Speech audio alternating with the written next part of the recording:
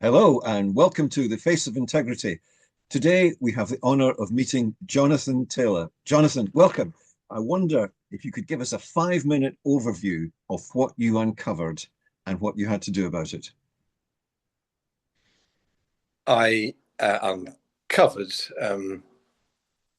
enormous instances of bribery at my former employer in 2012.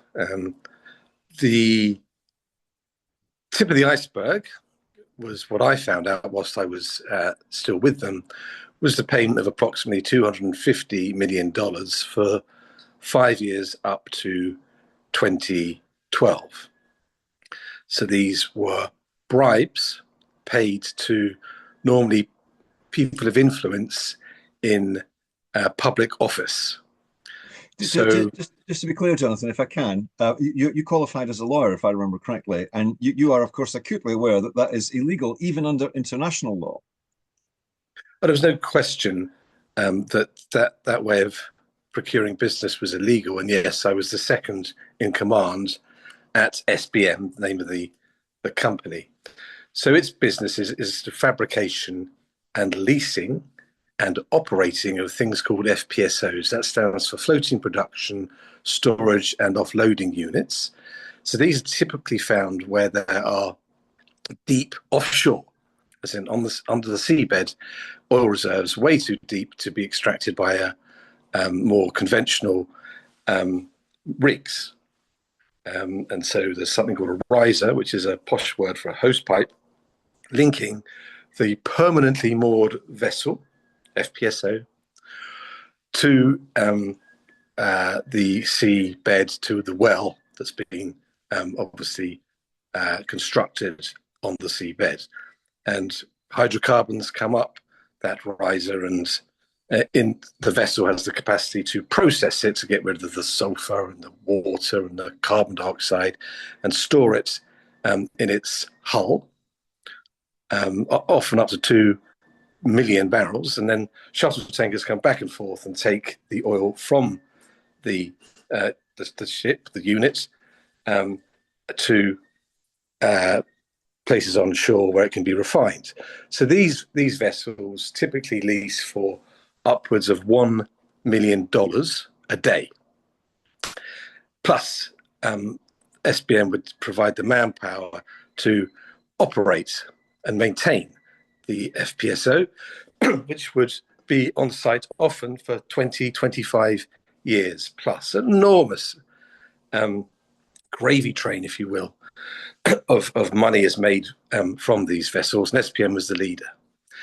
And so typically the bribes were paid to influential people within national oil companies, the energy departments of government sectors, those that could determine ultimately who could and could not operate under a concession, which was typically won by a major oil company, Exxon's, Chevron's, BP's, Shell's, etc. So they ultimately would have a power of veto often as to who should or could win bids, and all sorts of other things that they had control over, the nature of the bid, the contents of the bid, and the specifics that were required to be fulfilled in order to win the bid. They could influence to exclude competitors, for example. Anyway, these bribes were predominantly paid to kleptocrats in Brazil, working for the national oil and gas company Petrobras, kleptocrats in Angola, working for Sonangol, the national oil and gas company there, likewise in Equatorial Guinea, likewise in a number of other countries in Asia. Iraq is a good example, and others.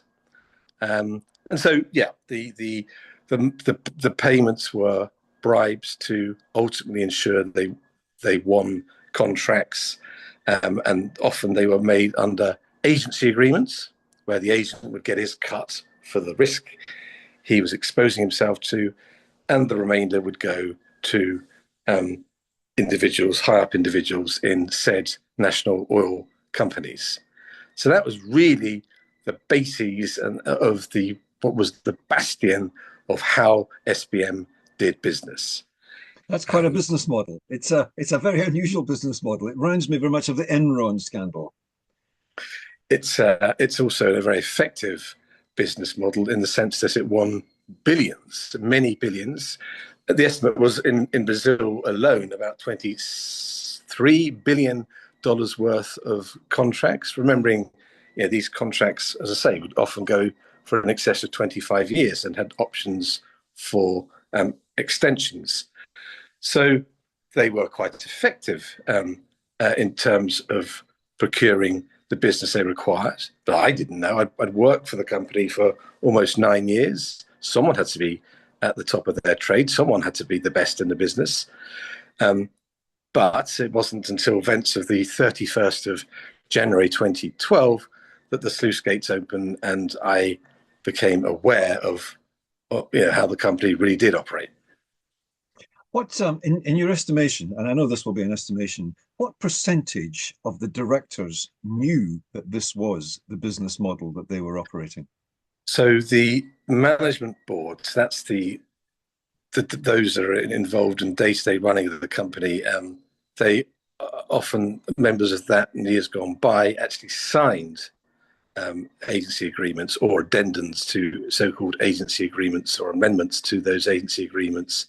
So by virtue of being on the board, they were cognizant with how the company did business and often literally physically signing the documents under which illicit payments were made. So there is no question that to be on the management board of SBM since at least the 1960s, you were aware of how the company was doing business, top down. This wasn't a few sort of runaway salesmen doing their own thing. This was the way the company was run, and you're either on the inside in terms of the knowledge or the outside. So typically the board, the whole of sales and marketing, a few people within accounts who had to press the buttons to ensure payments were made were aware, but few others, because you only it's only on a need-to-know basis that So people knew. So that, just to summarize, there was a vast number of individuals who were either actively or silently complicit in this international corruption. Absolutely. Welcome to SBM. If you're in the sales and marketing, of course, from day one, you get to appreciate how the company did business precisely. So, believe it or not, there were a few contracts where bribes weren't necessary to be paid. So, Woodside, an upstanding oil company in Australia, they didn't, they weren't. You didn't need to pay bribes to them. They wouldn't accept bribes. They were a straight, honestly run company. But that was the exception. Most of where reserves of oil are found in the world are in often questionable jurisdictions. Another good example is Equatorial Guinea, where it's not even a secret that the president, who's been president for 30 plus years, I think, Obiang, his son is the Minister of Energy, and we were paying $7 million to him to ensure that we won a contract in Equatorial Guinea. It's general knowledge that Equatorial Guinea is openly corrupt. To do business in Equatorial Guinea, you have to palm the hands, or at least to win business anyway, of the ruling family. It's not even a secret. But yeah, the majority of business that SBM won, is absolutely true to say, was won by paying bribes. Wow.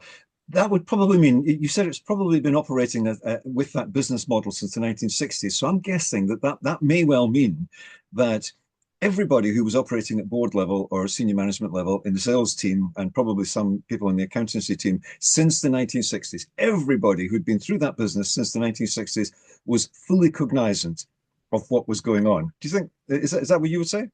Right. So always recall, so the companies, as it's known today, SBM stands for Single Buoy Moorings, was established in landlocked Switzerland, interestingly, by an Egyptian gentleman, a Mr. Mari. At that time, in Switzerland, the payment of bribes was tax deductible. It was fine. It was okay. It was legal. You couldn't make it up, could you? The trouble is that in Switzerland, apparently, for every non-Swiss employee, you had to employ 2 Swiss individuals, and it wasn't making much sense to continue there for much longer. So they kept the head office there, where they had only 22 people for tax reasons in the canton of Mali, Marly, not to be confused with the African country, and moved to Monaco, which was very open when it came to nationalities of that you could employ there. There wasn't the move to Monaco wasn't connected with tax; it was connected with employability. And so, yes, it's fair to say that SBM never grew up or grew out of those practices, and continued well into the 21st century.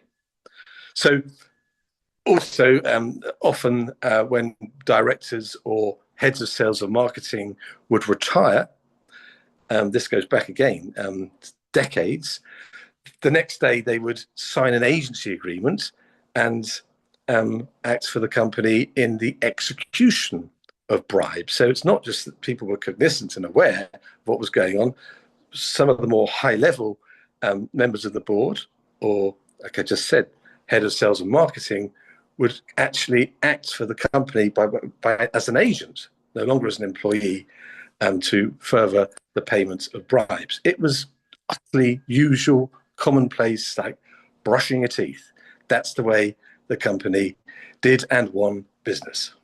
I'm trying to get my head around the scale of this. Since the 1960s, roughly, if law enforcement had been doing its job properly, once they were onto the trail of this, vast numbers of people should have been investigated, and right now, vast numbers of people should be in prison. I mean, you're absolutely spot on. One of the more remarkable parts of this whole story is I helped a considerable 6 number of national prosecutors, and what I did for them was basically give them information, which was undeniable, and SBM would go around having to settle with these prosecutors. They didn't resist. They just effectively waved the white flag and paid monies that they would, in some instances, they would even call fines, just monies to pay in by way of settlements with a variety of national prosecutors. So I made their lives, the national prosecutors' lives, so easy just by providing them with information. And they were interested, to be honest, in procuring hundreds of millions of dollars. It looks great for them and they need the money. They were well secondary to that was the actual prosecution of individuals. It's too much like hard work. It gets personal. And hell, where's the money in that? And so there were extremely few individuals that were prosecuted as a result of all the information I provided, even though it was readily identifiable who the culprits were.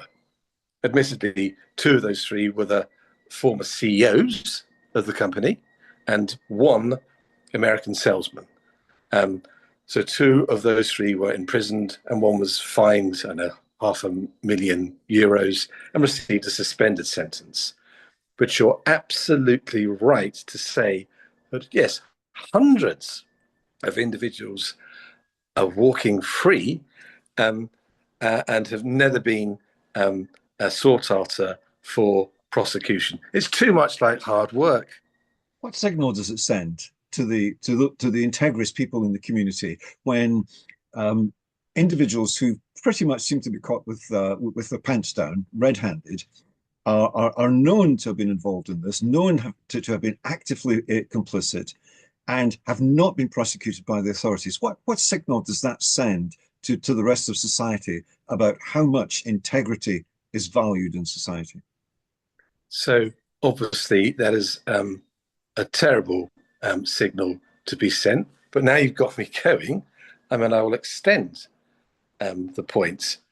There were instances where the prosecutors themselves compromised themselves. The best example was the Openbaar Ministerie, which is like the Department of Justice in the Netherlands.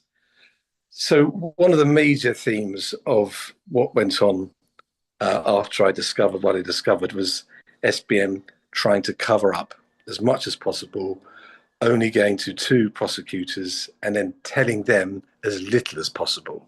So they went to the Dutch and they went to the US prosecutors. Soon after I blew the whistle, the Dutch came knocking on my door and I filled in all the gaps that was left from the information that SBM had provided them with. And a key issue was SBM were trying to claim, we paid an agent in Brazil for doing a very good job. Yeah, it was $110 million, but hey, we didn't have many people on the ground then. And all he was doing was a good job.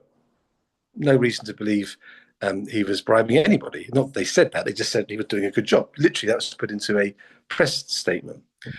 And of course, they knew precisely what was going on. Indeed, I was at a meeting with the then CEO and the former head of sales and marketing, who, if there was any doubts, absolutely admitted that the bribes paid to Julio Fairman, the Brazilian octogenarian agent who's now serving a 28-year prison sentence in Brazil, he would keep 1/3 and 2/3 would go to Petrobras officials. Not that there was ever any doubts anyway. The Dutch had to go through the process of contacting the Swiss, where the money was funneled through Swiss bank accounts, to identify where money went from Switzerland onwards. And of course, the Swiss were able to identify it went to, in this particular investigation, to Petrobras, National Gas, Oil and Gas Company of Brazil, individuals. And then they're able to turn around and say to SBM, oh, yes, as if you didn't know, yes, those bribes were paid to Petrobras. Oh, really? SBM was then still free. So this happened to be in approximately April 2014. The Dutch prosecutor allowed SBM to walk around the world still claiming that no bribes were paid in Brazil, even after it was confirmed they were. In earnings reports, in press interviews, because they wanted to keep it off on the back burner. They didn't want their banks, their employees, their partners, etc., to know until later in the year, when in November 2014, there was a joint press statement released by the Dutch and SBM where it was announced that indeed Brazilian bribes were paid. So where I'm going with that, right there, even the prosecutor helped cover up that information on behalf of SBM. This is far worse than even what you're imagining. And by the way, in that same press conference, press release, it was announced that the FBI, or the US Department of Justice, had decided there was no case to answer. And it was then me that went to the Serious Fraud Office in London in February the following year, now 2015. And I was introduced to some FBI individuals, and lo and behold, the case was reopened. I never got a word of credit. If you read the deferred prosecution agreement under which SBM will fine 238 million, they even make reference to other issues that cause for them to reopen the case, which is simply not true. They reopened the case because I gave them all the evidence of many US connections. So obviously, through my own personal experience, my faith in the prosecutors themselves has been totally drained of me. It was really for them a case of, yes, let's get Taylor, get his information. We have no investigation to carry out because we can just say, hey, SBM and SBM's lawyers, look what we have. Ah, damn, Taylor's paid a visit to them as well. So there was other prosecutors that SBM didn't approach, like the Swiss, like the Brazilians, like the UK authorities and others. And it was just so easy for them just to settle and ultimately, through me and my assistants, $847 million and counting has been raised.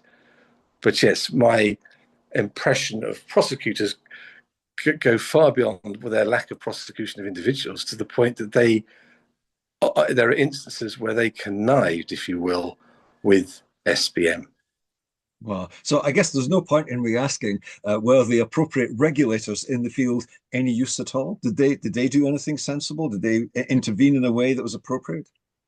The regulators for the Dutch Stock Exchange intervened, didn't approach me, fined SBM a few million. That was appealed. I think the fine went down to 1 million. So pussyfooted around, didn't really show their teeth. There really should be a class action taken on behalf of shareholders against SBM for suppressing key information during their investigation and thereafter. By the way, it's now, for 2 years ago, it turned over its first $1 billion profit, and it's now roaring success. It's getting a lot of contracts from Exxon, the US super major off Guyana, where there's lots of deep sea oil reserves.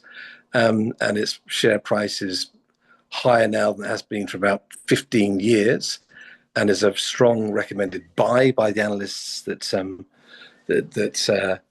look into SBM. So it's riding on the waves of success. Do you think it's likely, Jonathan, do you think it's likely that the same business practices are still ongoing inside the organization?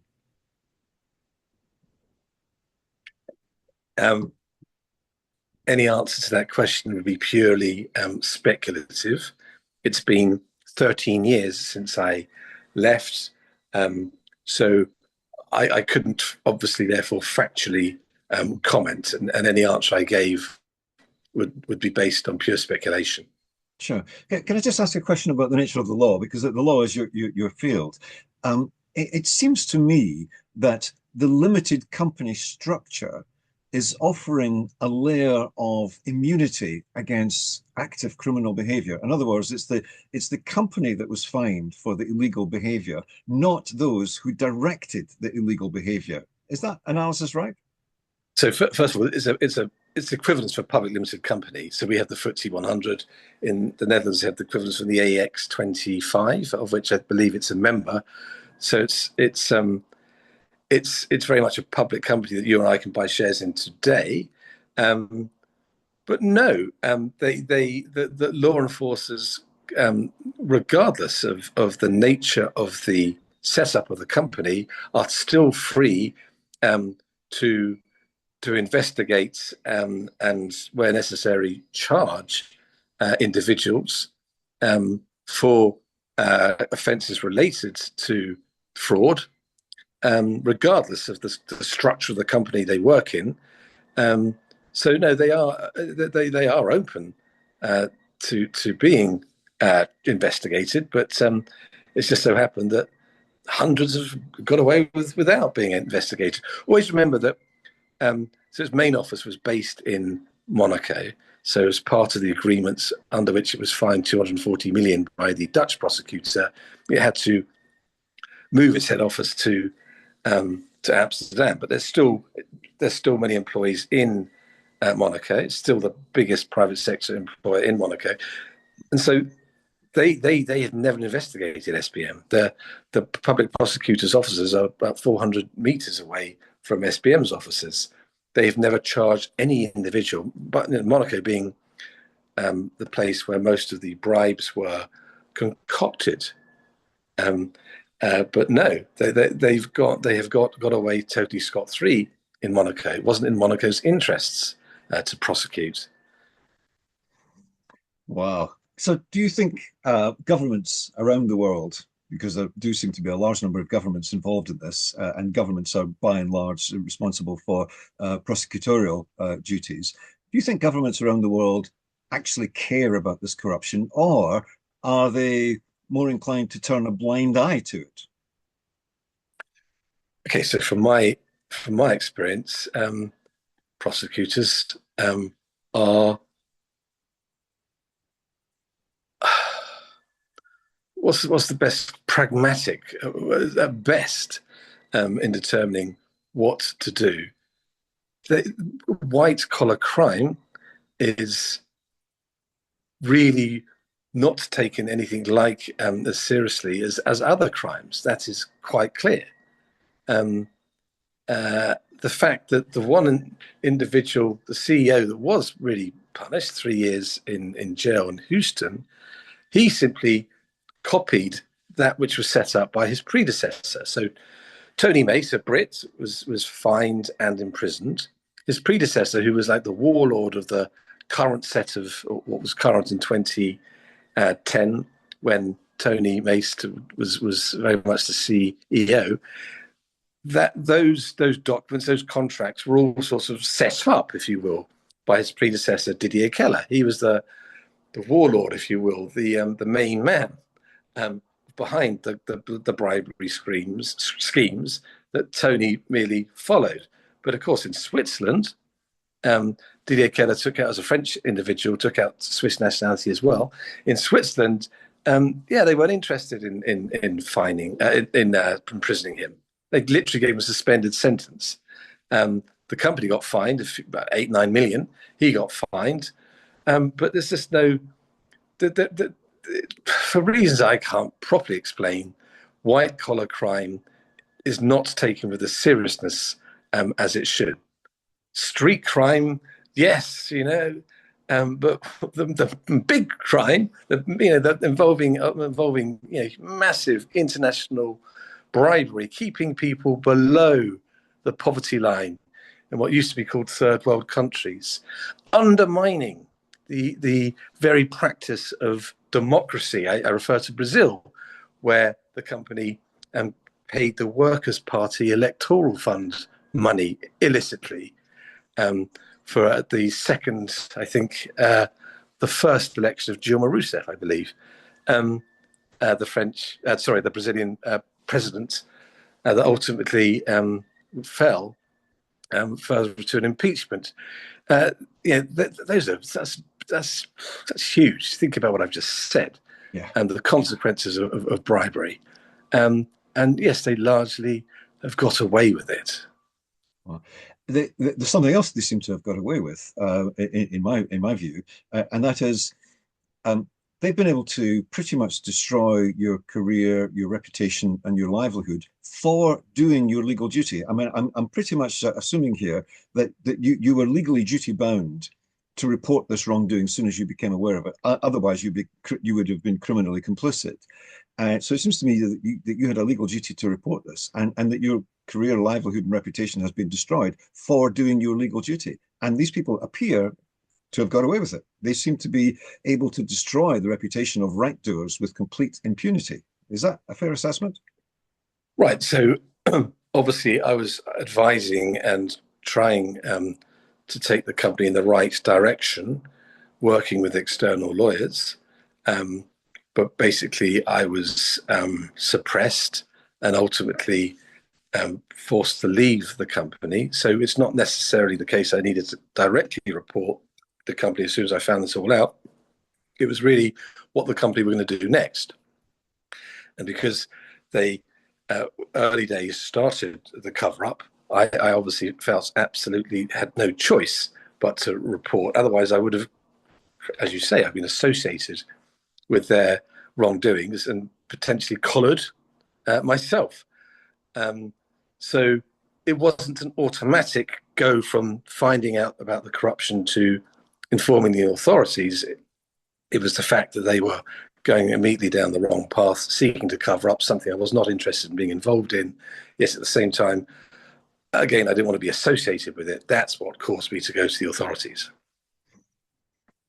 Do you think there's a problem society wide that people of integrity, people who do the right thing, people who are not prepared to be silently complicit in wrongdoing, can be destroyed by the wrongdoers with complete legal impunity. We see cases like this over and over again. Do you think there's something fundamentally wrong in the way society treats right doers? The tools that there are within society, and particularly the legal tools as they are today, are stacked against whistleblowers. So by reason of that, the answer has to be yes. So yeah, okay, Monaco, the prosecutor was compromised, almost certainly. This is an allegation acting under the authority of what we call the Rock, the prince and the family that effectively rule Monaco. So I'm not saying all prosecutors are in the same position as the Monegasque.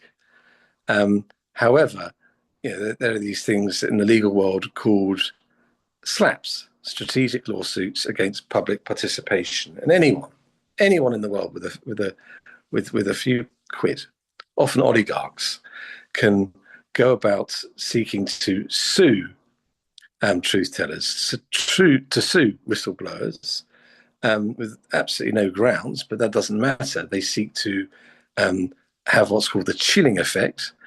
So immediately the whistleblower is now exposed. He or she doesn't have the finances to defend his or herself, often in a foreign language, in a foreign jurisdiction. And right there, at an early stage, whistleblowers can be just shut up because suddenly they realize it's just not worth it. They in defending the case, as opposed to just agreeing to shut up, they could become bankrupt. So it seems, and wow, could be yeah. killed. So it's made society makes it really difficult to be a whistleblower, frankly. So it seems to me that there is a legal mechanism, a legal structure to cover up illegal activity, which is made possible by the law. Am I oversimplifying this? Precisely. So the normal form of a slap is of course a defamation case, claiming that what whistleblower stated, or wrote about, blew the whistle about, was simply untrue. When in fact, of course, it was entirely true. But now whistleblower is totally exposed financially, emotionally, and often are left to crumble because they can't afford to defend themselves.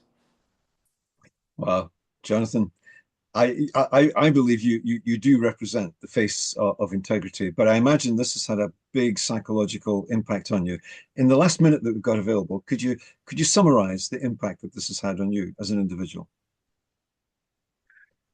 So forever regretting certain things that happened, the manner in which I blew the whistle, the way the prosecutor acted in Monaco against me when it looked like I was going to be set free from Croatia, where I was under house arrest for almost 1 year as a result of an Interpol red notice.